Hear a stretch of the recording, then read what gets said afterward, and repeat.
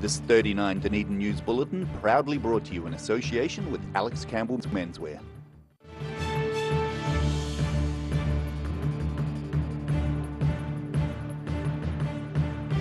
Tonight on 39 Dunedin News, concerned residents protest outside the office of an MP. We'll find out why they want the government to do better. Rising prices in Dunedin's real estate market are attributed to Auckland's housing crisis, but a local expert says it's not all bad. And the future of a city church is considered as its members celebrate a 150-year milestone.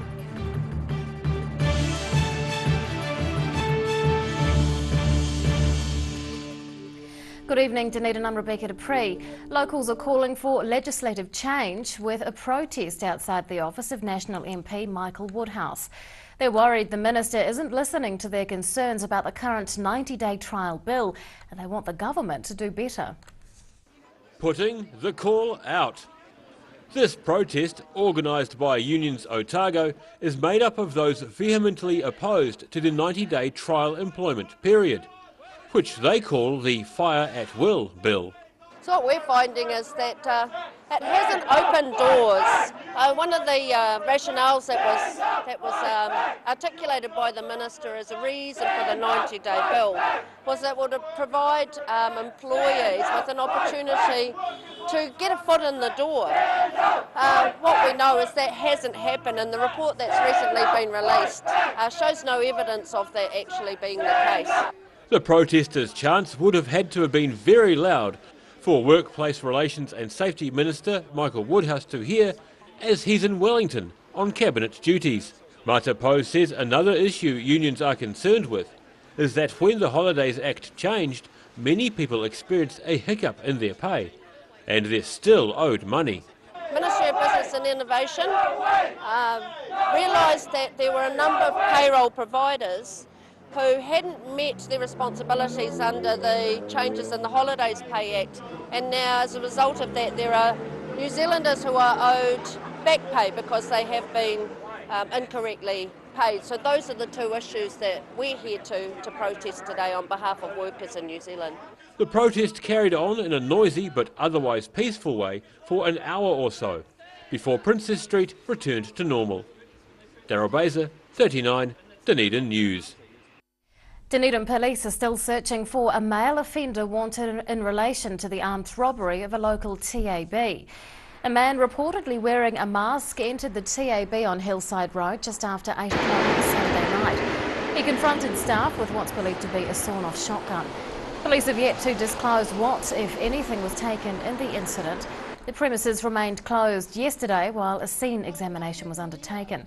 Police want to hear from anyone who may have noticed any suspicious activity near the site. A local real estate expert says the Auckland housing crisis is having a direct effect on Dunedin. She believes it's getting harder for first home buyers in the city as a result of profiteering by property investors. But she says the buoyant market isn't all bad. Going, gone! Demand is outstripping supply in the Dunedin housing market, despite the traditional winter lull with colder weather. Real Estate Agents Authority Director Liz Nidd says it's mostly due to competition from buyers.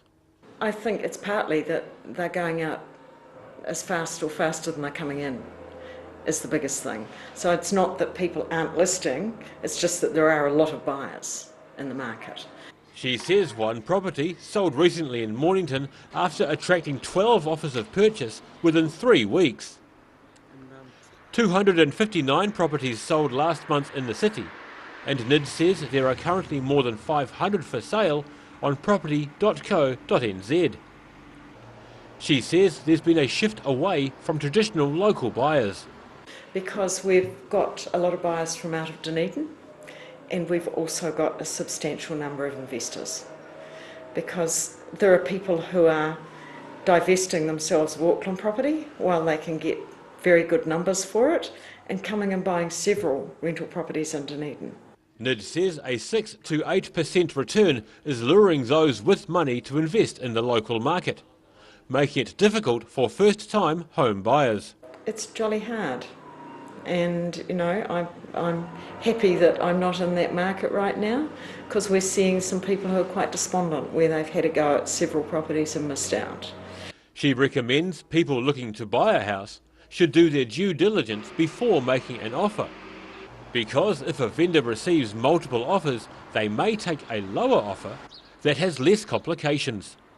Daryl Baser, 39, Dunedin News. Police are investigating an early morning car fire in Mosgiel. The incident occurred just before 3 a.m. on Dukes Road, where firefighters found a station wagon on fire. It follows on from another vehicle fire on Saturday night at Tahuna Park. A late 80s silver Mazda was found burning at about 11 p.m. and was quickly extinguished by the fire service. Police are treating both incidents as suspicious. 150 years of community engagement is being celebrated at a local house of worship. Patrons are being treated to special services for the anniversary at Kaikorai Presbyterian Church, and the milestone is prompting members to think ahead to the future of the site. Sharing the love of Jesus with the community. Kaikorai Presbyterian Church is celebrating an important milestone marking 150 years in existence. Celebrations began on Friday and finished Sunday with a service and feast. What we tried to do though in the whole weekend was to gather between the past, the present and the future. And so that's been our aim over this whole weekend, to tell the past but also to tell what we're doing now, and also to look to the future and see what God has got in store for the years to come. The church serves an important role in the community, providing a place of worship where people from all walks of life can gather. So vibrancy comes from the people that contribute to serving the wider community, and we come here on a Sunday and we get refreshed and strengthened, and we're part of a community that loves and cares for one another and for the people we're among. And so that's actually part of why we actually are vibrant and why we still exist and are growing. Yeah. Celebrations were made even more special with the planting of a commemorative tree and the presentation of a replica of the church in cake form. Lewis says seeing everyone come together to mark the occasion gives her hope.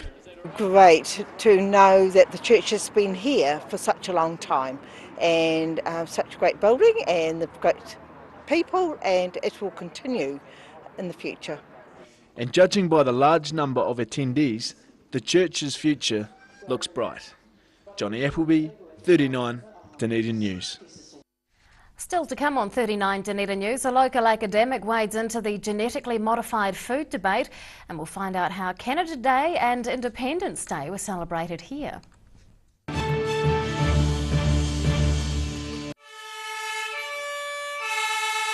And mums and dads, we've got a great competition for you too. You can win a fire extinguisher and a fire blanket for your home. Just see the details below.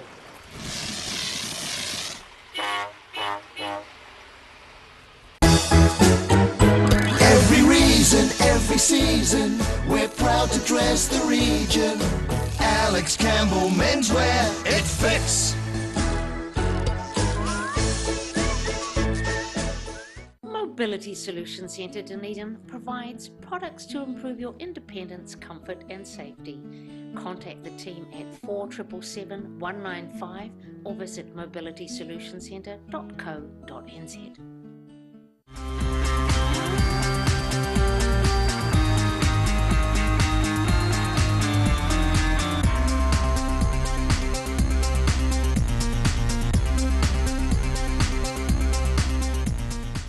Wooltech have the experience and the expertise to supply a wide range of high-quality New Zealand-made products and can manufacture customised products to meet your individual requirements. Wooltech, great people, great products, great service. Driving Miss Daisy is a safe, friendly and reliable companion driving service. Hello Jean, where are we off to today? We form genuine friendships with our clients and help them to remain independent. Thousands of Driving Miss Daisy clients and their families love our caring, affordable service. Call us today for a quote on 0800 948 432 or visit drivingmissdaisy.co.nz. Driving Miss Daisy, for the gift of independence.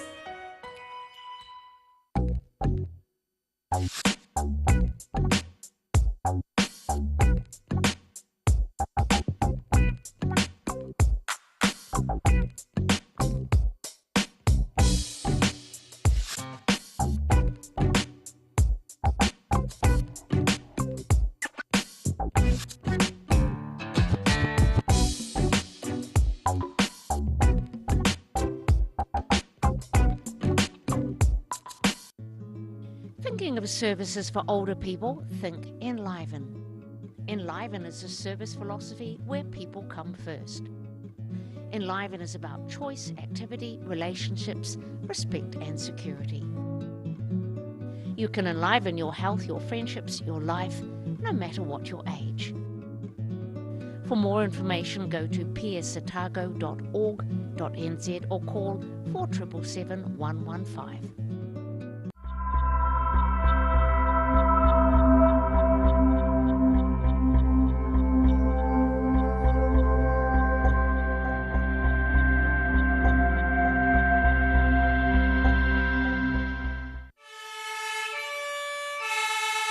And mums and dads, we've got a great competition for you too. You can win a fire extinguisher and a fire blanket for your home. Just see the details below.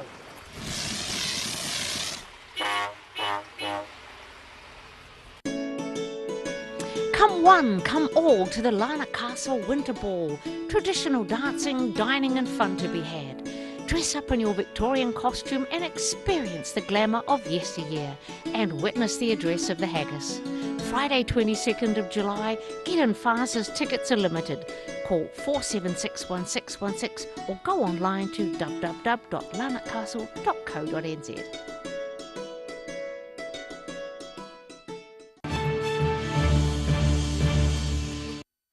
Welcome back. Air New Zealand has added 3 new weekly direct flights between Auckland and Dunedin. Increased demand is credited with the change, as well as more customers wanting to connect with international destinations. The scheduled changes will give Auckland customers over 10 hours on the ground in Dunedin, while giving Dunedin customers nearly 6 hours in Auckland. An additional 35,000 seats annually will also be added to the Wellington-Dunedin route later this year. And on that note, let's take a look at today's markets. The NZX 50 has closed the day up 15 points, now at 6,941. The FTSE is up 74 points. To the exchange rates, and the Kiwi dollar is down against the Australian and the pound. We are up against the other currencies we follow. More than 100 Nobel laureates have signed their name to an open letter challenging Greenpeace to end its opposition to genetically modified food. It's a move that's being welcomed by Genetics Otago Director Peter Dearden, and he joins us now to talk about it. Good evening. Hi there. Why do you think this petition has come about? I think what we're looking at is frustration. If you look at the list of names of the people who wrote who signed the letter, they're the rock stars of biology in the last 60 years. And I think many of them have developed technologies and ideas that they think can be very useful in improving the food supply or controlling pests, and that they can't use those things because of this opposition to genetic modification. Do you think there's a lot of misinformation around genetically modified food? I think the biggest problem is that people feel that there is a risk inherent in any genetic modification. And I think we have to remember that actually as humans we've been genetically modifying plants and animals in a kind of random way for a long time. And really the techniques that we have now are more precise and more careful, and that seems to be what's triggering sort of disquiet. So it seems like we forget that actually we've modified the world around us and the organisms that live with us, and then this is just an extension of doing that. What sort of modifications are happening to our fruit and vegetables, or whatever? So, in food, there's people who are interested in fortifying food, ensuring that it has nutrients to solve particular public health issues. There's people who are interested in providing insecticide resistance, or resistance to get rid of insects so they don't have to spray insecticides on crops. There are things which allow you to deal with weeds in your crops, so keeping your plants perfectly fine while you spray them with a herbicide. I think these are useful things, but I think there are also huge advantages in using these kind of technologies for things like pest control, where we could actually, in New Zealand, for example, we could attack some of the pests which damage our crops and our environment in a way which is cheap and expensive and doesn't involve spreading poisons everywhere. So there's lots of different kind of technologies that are being used. Do you think that Greenpeace's current stance is too extreme? I think it is. I think that, I value Greenpeace for what they do, and that they think about the environment and they think about the evidence for particular points of view and ways of dealing with the environment. And I think Greenpeace needs to look at the data and see that actually the evidence that genetically modified plants are any more dangerous than ones that are produced by traditional breeding isn't there. There's no evidence that there's a problem with these plants. That doesn't mean that we should just throw away any regulation at all. I think we should still need to look at plants and animals that are genetically modified and think out about what they're used for and what damage they might have and what the benefits are. But I think this kind of blanket view that all genetic modification is bad is extreme and needs to change. Why do they have that stance? It's very hard to know, really. I think it's really a kind of problem more with globalization and big companies. One of the things that we've seen in agriculture is big companies controlling the supply of things like seeds. And so you can see, if you're thinking about small producers and subsistence farmers, that the idea that a big company owns all the seeds and doesn't allow you to grow your own crops and control your own destiny in terms of farming, I think that's a bad thing. And I think you can see that Greenpeace is acting on those kind of views. Genetic modification doesn't cause those problems. It can be involved in the sort of globalization and commercialization of these plants and animals, but it's really not the problem that's causing that kind of commercial attitude to farming and food. Is it a public perception thing? I think there's a public perception thing. I think genetics, genetic modification in particular, looks a bit like Frankenstein. You know, we're fiddling with nature and we're doing things that we don't understand. The fact is that we do understand many of these things. We have the ability to change a single piece of DNA in an organism, leaving no trace whatsoever. And we have the ability to look at what happens to the organism that we've done that to. And so nobody wants to release genetically modified organisms which might be damaging or hurtful or hurt people. What is wanted is to develop things which will be an improvement or will help with human health or will help with nutrition or help with pest control. And I think you've got to recognize that actually this is a tool that we're not using, and it could be very effective. What is next for this open letter? I don't know. It's kind of hard to say. It would be nice to see Greenpeace respond in a rather more measured way than they have. I think Greenpeace have sort of dismissed some of the concerns, and you know, the letter is extreme in some parts. I think it can be a bit brutal. But I think that you've got such a coalition of very, very smart people who are saying, actually, it's time for us to look at this again. I hope that means that governments around the world will start saying, well, maybe it's time to look at our regulations, and maybe the public too might start thinking, well, maybe we need to look at this issue again and see where the benefits might be and see what the costs might be. Genetics Otago Director Peter Dearden, thanks so much for your time. You're very welcome. After the break on 39 Dunedin News, some of the city's expats take to the ice to celebrate two important occasions, and the Dunedin Study is in line for a new purpose-built home.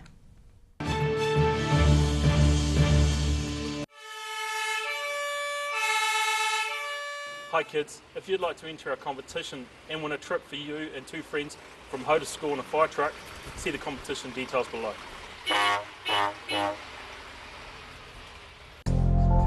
Emu oil has been used for centuries to support joint mobility and tired muscles. Also helpful for supporting healthy skin. Available as oil or in capsules. Go to www.silverhorn.co.nz to order emu oil today. Thinking of services for older people? Think Enliven. Enliven is a service philosophy where people come first. Enliven is about choice, activity, relationships, respect and security. You can enliven your health, your friendships, your life, no matter what your age.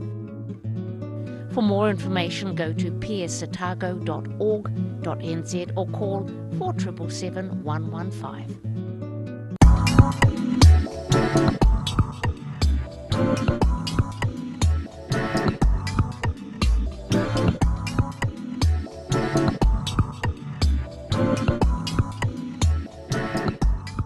Mobility Solution Centre Dunedin provides products to improve your independence, comfort and safety.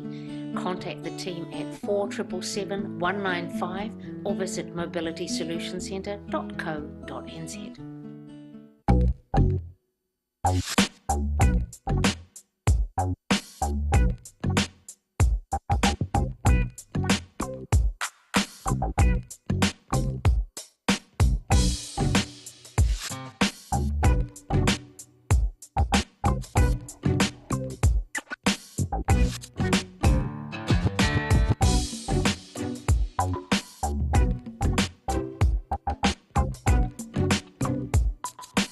Wooltech have the experience and the expertise to supply a wide range of high-quality New Zealand-made products and can manufacture customised products to meet your individual requirements.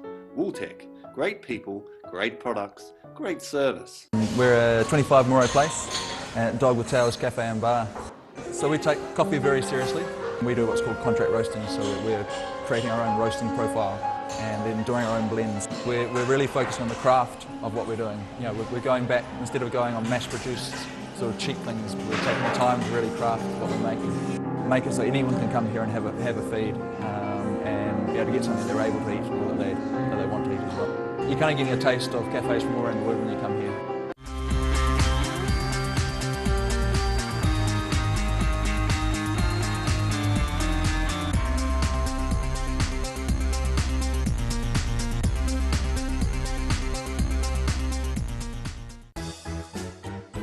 Every reason, every season, we're proud to dress the region. Alex Campbell Menswear, it fits.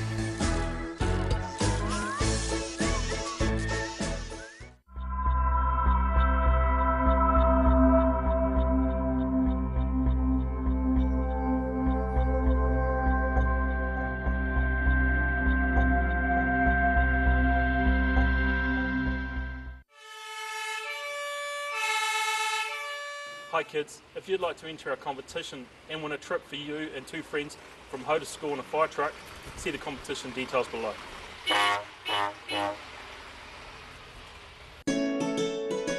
Come one, come all to the Lana Castle Winter Ball. Traditional dancing, dining and fun to be had. Dress up in your Victorian costume and experience the glamour of yesteryear and witness the address of the haggis. Friday 22nd of July, get in fast as tickets are limited. Call 4761616 or go online to www.lanarkcastle.co.nz.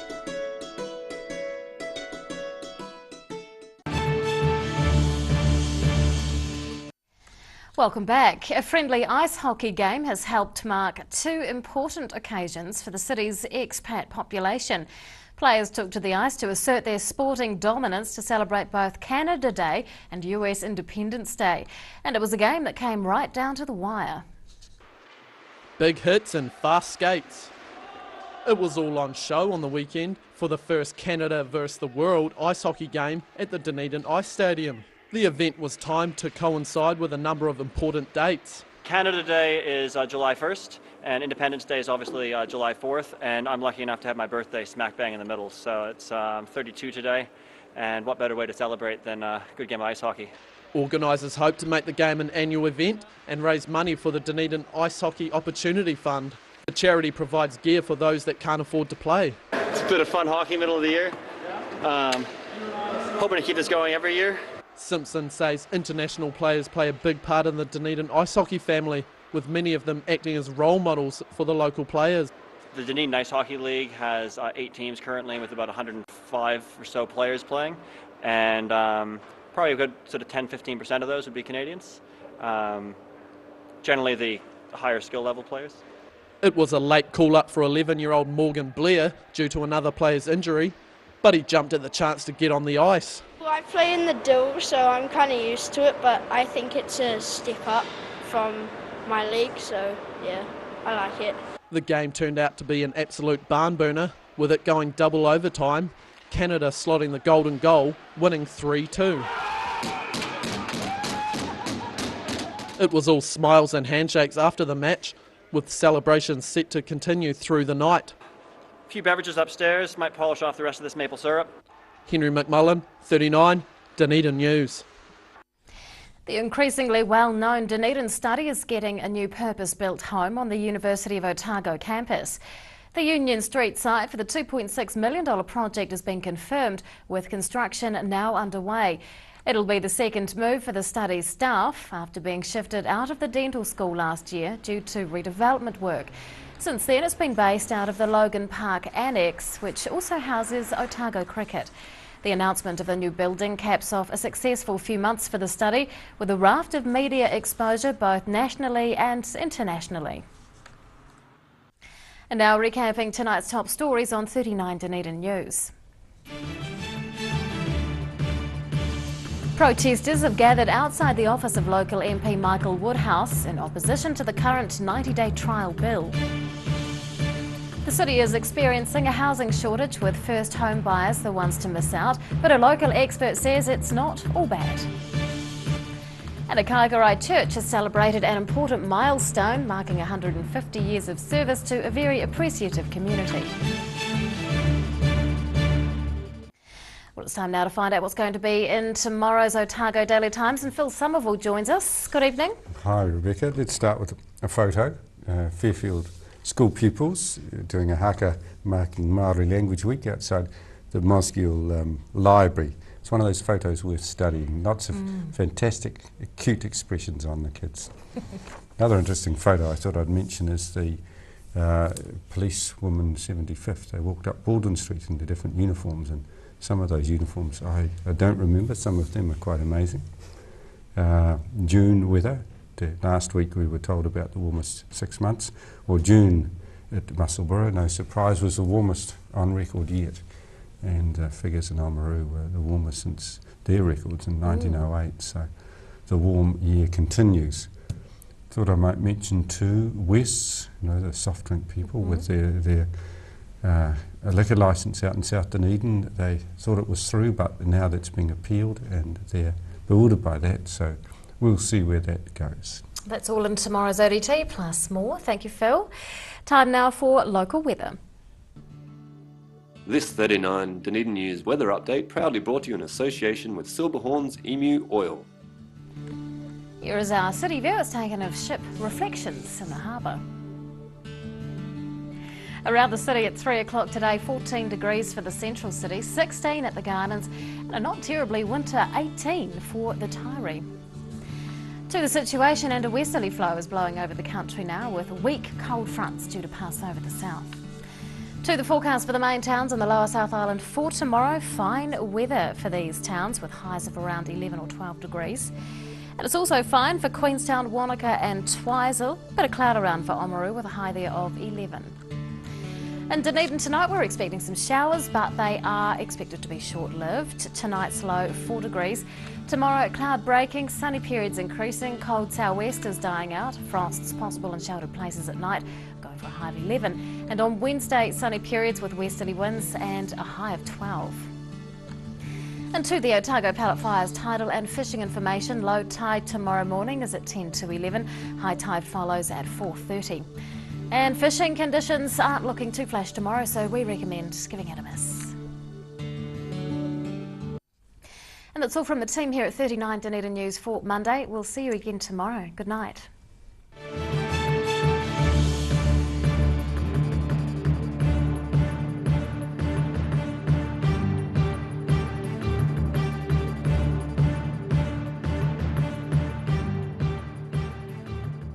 This 39 Dunedin News Bulletin proudly brought to you in association with Alex Campbell's Menswear.